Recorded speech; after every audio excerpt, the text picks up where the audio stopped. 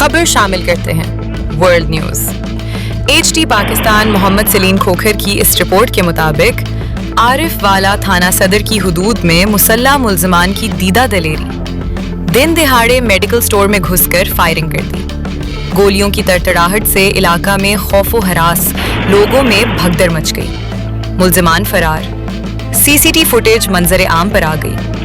तफसीलात के मुताबिक आरिफ वाला के नवाही गांव 149 AB में वाक़े मेडिकल स्टोर में 2 मुसल्ला मोटरसाइकिल सवारों ने शदीद फायरिंग की। मुल्ज़िमान की फायरिंग से मेडिकल स्टोर में मौजूद लोगों में भगदड़ मच गई। CCTV फुटेज में मुल्ज़िमान को अंधाधुंध फायरिंग करते देखा जा सकता है। फायरिंग से सगीर अहमद नामी शख्स शदीद जख्मी हो गया, जिसे हस्पताल मुंतकिल कर दिया गया।